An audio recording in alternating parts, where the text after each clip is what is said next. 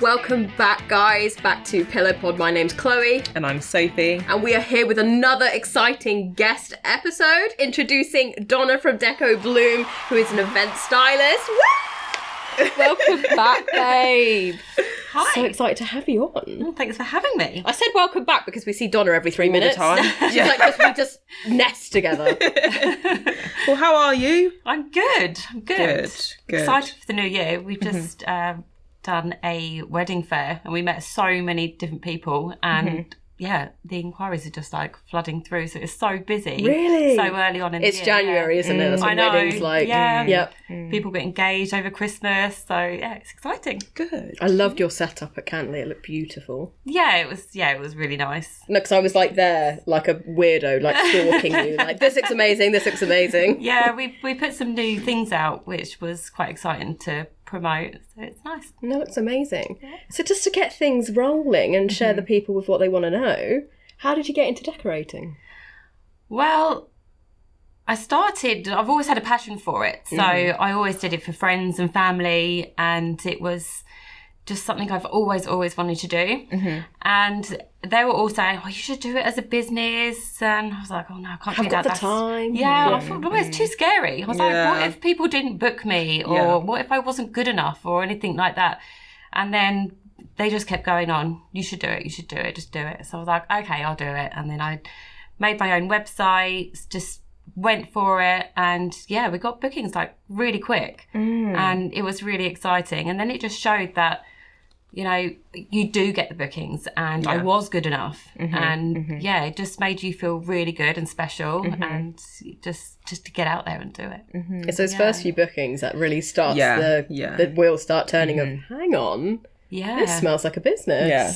I've actually got something here. Yeah. It's like when that first email comes through or that first phone call, you're like, oh my God, this is so amazing. So, I remember when I first got paid 20 quid and I was cartwheeling in Croatia. Oh my God. I was like, Sophie, my first deposit's come through with 20 quid, it's official, I'm quitting my job. Oh, literally. Best feeling ever. Yeah, it really is. And we got some really big weddings straight away and it was just perfect. Yeah, sorry, her stomach's just rumbling. So sorry. That was so loud that I couldn't ignore that. Sorry, we didn't eat breakfast this morning, so all you're hearing is like a set of instruments over our stomachs. Terrible. Sorry, back to you. Atmospheric sound effects, it's totally fine.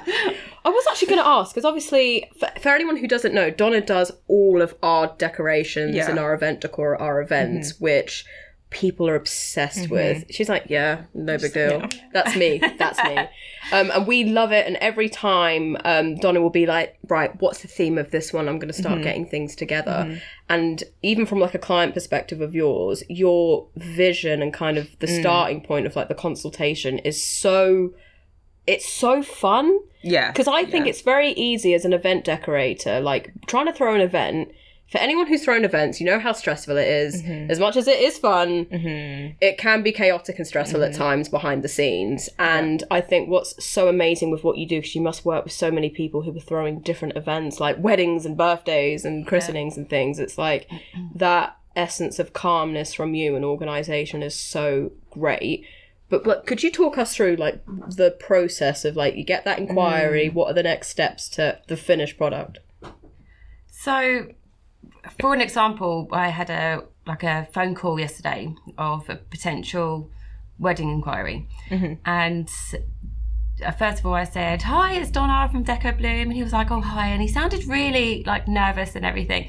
And he was like, I just don't even know where to start. And I was like, it's fine. You know, these things they're all really daunting and people don't know where to start. And you just have to reassure them, like, it's okay. We've got this. You just let me know what your vision is and tell me about you, and then we can just go from there. So basically, when they say that they need some table decor, some centerpieces, then I would ask what kind of colour theme they're looking for. You know, how many tables and things like that. Or if it's like a party, then what kind of backdrop do you want? Do you want something minimal or something out there? And then it just goes along those lines. You know, we look at their vision, see what there is, and then we give them some inspiration, and then we just go from that. Because I was going to say, like, you're so good at just knowing what looks good, because like even with our events, we've sort of like sat there and be like, oh, well, what should we do? Like brainstorming, and you've just come out and just said, okay, well, I've got this backdrop. Let's do this. I've already ordered this. Balloons. Yeah, so it's like, oh. Don't you need to worry. Yeah, do you know what I mean? And you've smashed it every time. I think it helps when you can give a vision to the client. You know, and it takes that pressure off them. Because they don't always know what they want. They don't, yeah.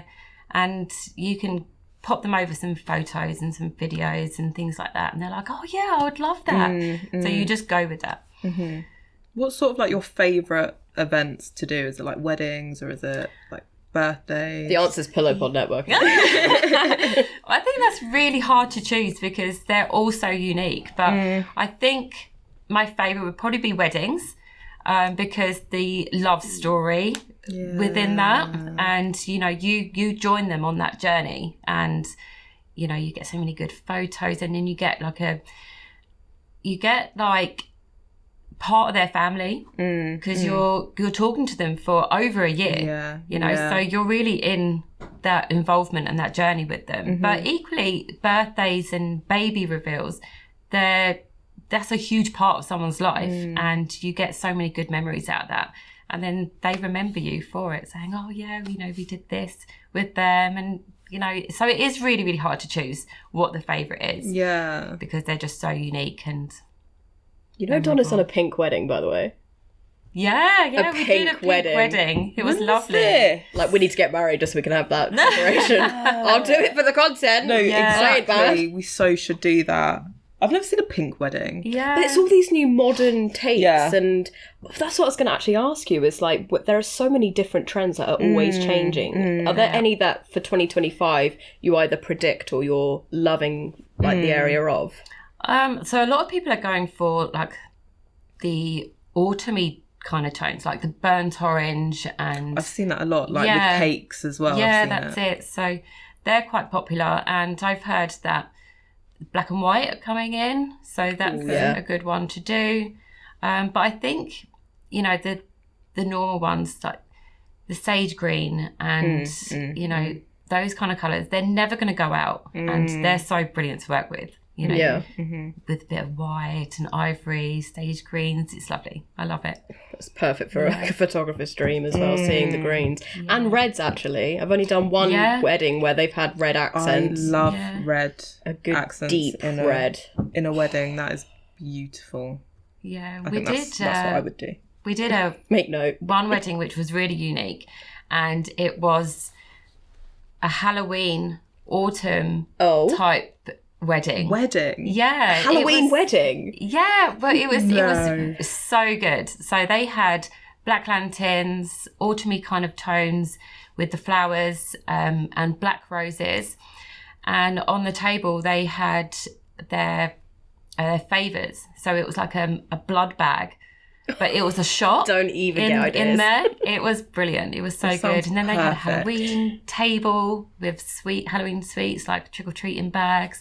It was brilliant. It was so good. Oh my God. That's really a bit of me. No, but I'd have someone like in a ghost face mask running around. Like, I'd take it even further. Like, I do. Psych! What's like your... So obviously you've got your favourite events. What would be your dream event? Like a bucket list event to decorate?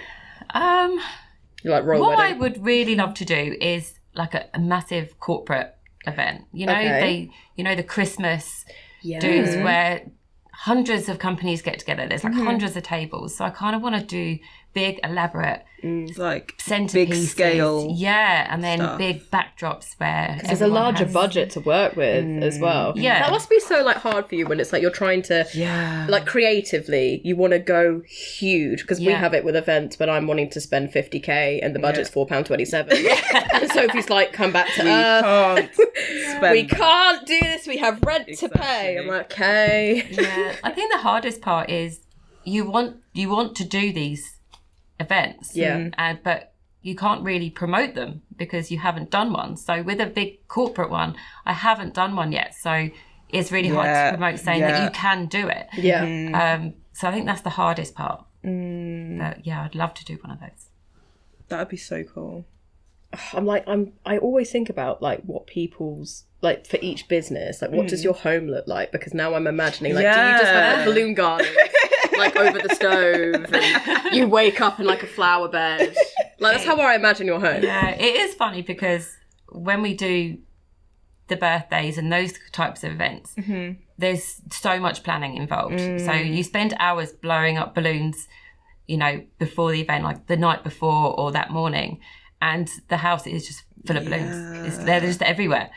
So like my daughter's trying to walk around and she's like kicking the balloons. Can I keep this one? I was like, no, I need that one. Like, can I have this one instead? Yeah, like, after the wedding. Yeah, I'll see if I can bring some home. But yeah, so I do have like vases of flowers and things like that.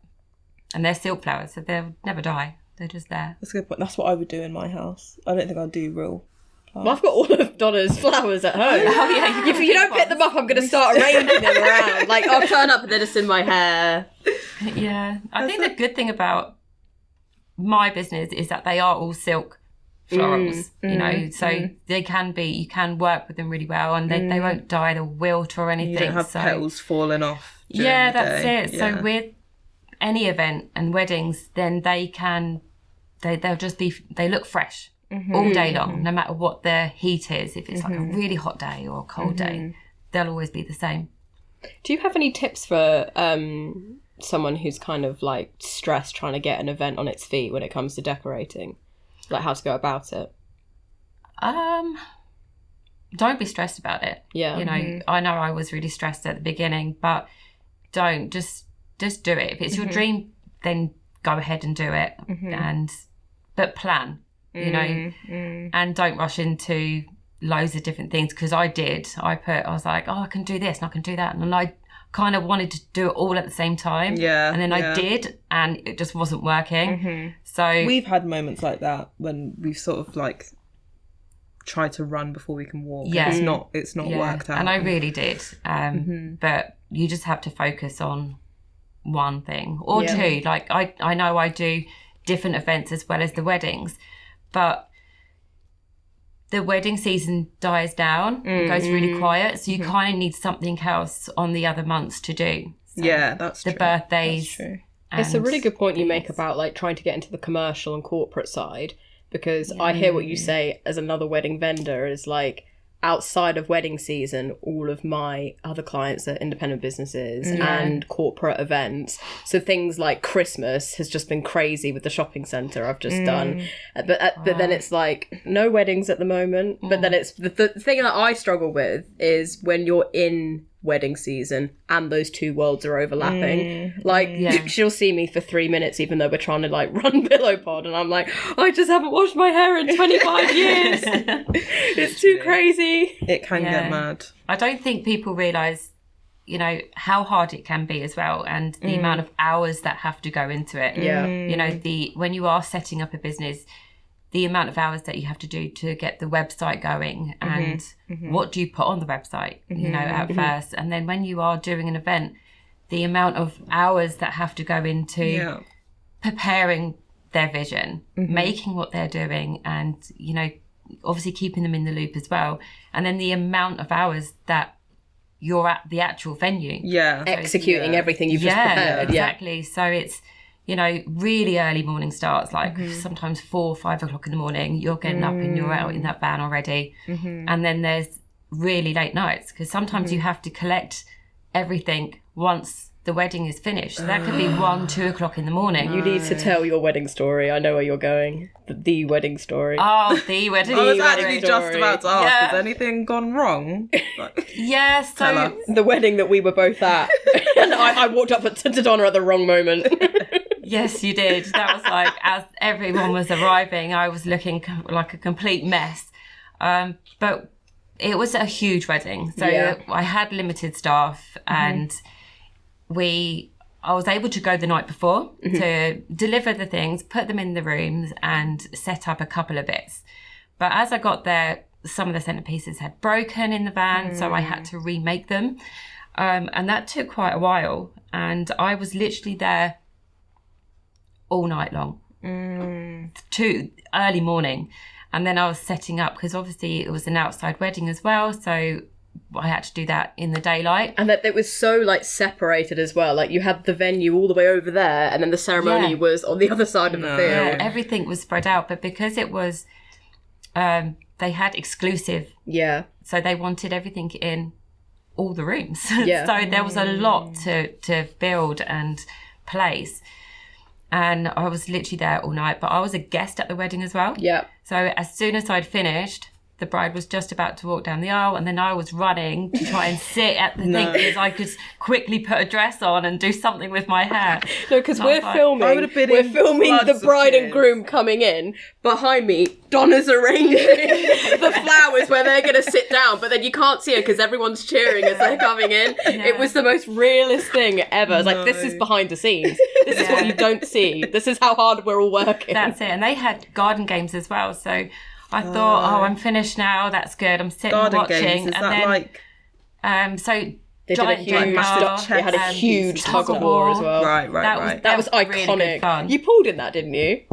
I did go into that game, which was really good to actually have a go. That's the hardest thing I've ever tried to film is like 100 people playing a massive tug of war. It was really long. Yeah, it was on an really long. iPhone. But I hadn't put it out. So as I was sitting watching the ceremony, I was like, oh no, I haven't put it out. Oh my so I had God, to no. leave the ceremony really quiet and run all across the field to go and put it out. You should have vlogged this entire thing. Oh, I wish I could, but yeah.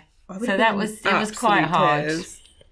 That was the longest and busiest one I had to do. Yeah. It was, But it was good. like we're saying like it sounded like cataclysmic. It was beautiful. Yeah, like I was really proud. Like Good. everything you had created was absolutely stunning, and I always say it because she goes on and on about it in the video. Is the staircase you created? The second I saw that, I was like, I have to film this, and then it's just how it went all the way up the building, and then what I love so much is you have such elegant florals in every room, and then where the first dance happened, there's lights. Sparkle, sequins, party backdrops. Yeah. Like it's such you There can was really something hit both different nails. in every room. Yeah. Yeah. But the staircase, that was beautiful. That was really nice. And you did get a really good video of it as well. Don't you get sad taking it down? Yeah. I'd be like, well, I'm not. It's going to have to stay there because now it's a Exactly. piece of art. Yeah. I'm not removing it. Yeah, it is sad taking it down. And also with like the balloons and sequin walls, you have to pop all the balloons. No. And it's like, oh, they've only been up like 12 hours. Well, that was us when we had to do our... Me with my fear our of balloons. Our last event, and I was sat there with a pair of scissors just chopping at these balloons that looked so nice that we had to take down. And it's the fact you're having to do that because I'm useless in that situation because I'm like, I can't deal with the noise. I'm like crying, so Sophie's there, like having to do this. It was, wasn't it, when we were putting some flowers on there? And you were like, oh, I'll put some flowers on it. and you were too scared. And I was like, it's fine. You can be as rough as you know. They'll be fine. And then you put one on there and it one popped. banged in my face, and I was traumatised. You were already down the escalator in the car and she's gone. She's like, event's really cancelled, funny. I'm over it. Literally. We absolutely love working with you though, and it's the fact like every single event we like to have a bit of a different setup. Yeah. And every time Yeah. you've delivered You something deliver every single time. I can't wait for another one because I've just had delivery of the big hot pink sequin wall. So that would be so much fun. Yeah, you guys wait. There's something in the work. I haven't even told you yet. But Oh yeah. we'll talk after this. We'll let you know what's going on. But like, you're gonna absolutely love it. Imagine we can do like a pink Christmas, pink Right. Santa outfit. Right, come on. Oh my God. We'll both be Mrs. Claus. Big Yeah. pink tree. I don't want to be Santa. I'm not being I'm not being Santa, and I'm No. not being an elf. Not doing that every I'd be an time. elf. Every time I'm like, oh no. Thank you so much for coming on, Donna. Like we've absolutely loved having you on. Thank you for having me. Anytime I could sit here for 12 years just talking 12 about years. 12 years, guys, just talking about decorations. Yeah. Like it's so incredible what you do, and it's the fact like everything can be catered to what someone's vision is. And I bet you go crazy on Pinterest. Do you have like Pinterest boards where you research? No, not really. What? No, it's Donna. It's kind of all in my head. Hang on. You're just doing this. With no inspo, basically. I You're look at some actually bits built different. online, but most of the time I kind of just have You're an that vision and artist. just I won't make it hear up. anything else. That's an artist. That's actually crazy. That's insane. We can't do anything without Pinterest. No, I need my stimulants. No, I need my like stimulant. That was the wrong word. Not how that sounds. I'm gonna stop. But thank you so much for coming on today. Like it's been an absolute pleasure having you on, and we can't wait to share with you guys what the next project's gonna be. But watch the space. Yep. See you on the next episode. Bye.